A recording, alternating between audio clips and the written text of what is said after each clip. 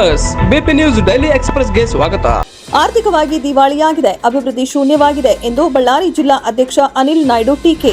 ಬಳ್ಳಾರಿ ನಗರದಲ್ಲಿರುವ ಪಕ್ಷದ ಜಿಲ್ಲಾ ಕಚೇರಿಯಲ್ಲಿ ಇಂದು ಸುದ್ದಿಗೋಷ್ಠಿ ನಡೆಸಿದ ಜಿಲ್ಲಾ ಅಧ್ಯಕ್ಷ ಅನಿಲ್ ನಾಯ್ಡು, ಪ್ರತಿಯೊಂದು ಯೋಜನೆಯಲ್ಲೂ ಪ್ರತಿ ಟೆಂಡರ್ನಲ್ಲೂ ಕಮಿಷನ್ ದಂಧೆ ನಡೆಯುತ್ತಿದೆ.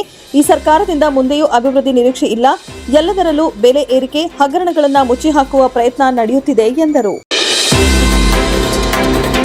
ರಾಜ್ಯದ ವಿವಿಧ ಕಡೆಯಿಂದ 3 ಲಕ್ಷ ಜನ ಎಂದು ಮಾಜಿ ಸಚಿವ ಗ್ರಾಮೀಣ ಶಾಸಕ ಬಿ ನಾಗೇಂದ್ರ ಹೊಸಪೇಟೆ ನಗರದಲ್ಲಿ ನಡೆಯುವ ಸಾಧನಾ ಸಮಾವೇಶದ ಹಿನ್ನೆಲೆ ತಮ್ಮ ಕ್ಷೇತ್ರದ ಕೌಲ್ ಬಜಾರ್ ವ್ಯಾಪ್ತಿಯ 11 ವಾರ್ಡ್ಗಳ ಸದಸ್ಯರು ಹಾಗೂ ಕಾಂಗ್ರೆಸ್ ಪಕ್ಷದ ಮುಖಂಡರು ಕಾರ್ಯಕರ್ತರ ಪೂರ್ವಭಾವಿ ಸಭೆಯನ್ನ ನಿನ್ನೆ ಸಂಜೆ ನಗರದ ಖಾಸಗಿ ಹೋಟೆಲ್ ಸಭಾಂಗಣದಲ್ಲಿ ನಡೆಸಿ ಮಾತನಾಡಿ, ಈ ಸಾಧನಾ ಸಮಾವೇಶದಲ್ಲಿ 3 ಲಕ್ಷ ಜನ ಪಾಲ್ಗೊಳ್ಳುವ ನಿರೀಕ್ಷೆ ಇದೆ.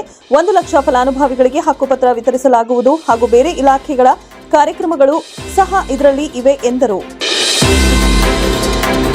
ಬಳ್ಳಾರಿ ನಗರದಿಂದ 10,000 ಜನ ಭಾಗವಹಿಸುವ ನಿರೀಕ್ಷೆ ಇದೆ ಎಂದು ನಗರ ಶಾಸಕ ನಾರಾ ಭರತ್ ರೆಡ್ಡಿ ನಗರದ ಅವರ ಕಚೇರಿಯಲ್ಲಿ ಮಹಾನಗರ ಪಾಲಿಕೆಯ ಸದಸ್ಯರು, ಪರಾಜಿತ ಅಭ್ಯರ್ಥಿಗಳು, ಯುವ ಮತ್ತು ಮಹಿಳಾ ಕಾಂಗ್ರೆಸ್ ಮುಖಂಡರ ಜತೆಗೆ ಸಮಾವೇಶ ಯಶಸ್ವಿಗೊಳಿಸುವ ಕುರಿತು ಸಭೆ ನಡೆಸಿ ವಿಜಯನಗರ ಜಿಲ್ಲೆ ಹೊಸಪೇಟೆಯ ಜಿಲ್ಲಾ ಕ್ರೀಡಾಂಗಣದಲ್ಲಿ ಮೇ 20ರಂದು ನಡೆಯಲಿರುವ ರಾಜ್ಯ ಸರ್ಕಾರದ 2 ವರ್ಷಗಳ ಸಾಧನಾ ಸಮಾವೇಶದಲ್ಲಿ ಬಳ್ಳಾರಿ ನಗರ ವಿಧಾನಸಭಾ ಕ್ಷೇತ್ರದಿಂದ ಅಂದಾಜು 10,000 ಜನ ಭಾಗವಹಿಸುವ ನಿರೀಕ್ಷೆ ಇದೆ ಎಂದು ನಗರ ಶಾಸಕ ನಾರಾ ಭರತ್ ರೆಡ್ಡಿ ತಿಳಿಸಿದ್ದಾರೆ.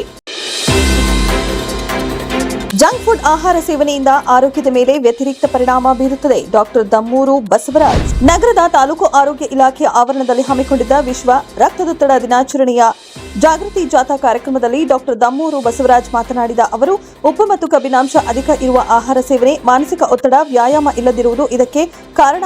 ಬಹಳಷ್ಟು ಜನರಿಗೆ ತಮಗೆ ಏರು ರಕ್ತದೊತ್ತಡ ಇದೆ ಎಂಬ ಅರಿವು ಕೂಡ ಇರುವುದಿಲ್ಲ. ಜೀವನ ಶೈಲಿಯಲ್ಲಿ ಬದಲಾವಣೆ ಮತ್ತು ಆಹಾರದಲ್ಲಿನ ನಿಯಂತ್ರಣದಿಂದ ಇದನ್ನು ತಡೆಗಟ್ಟಬಹುದು ಎಂದರು.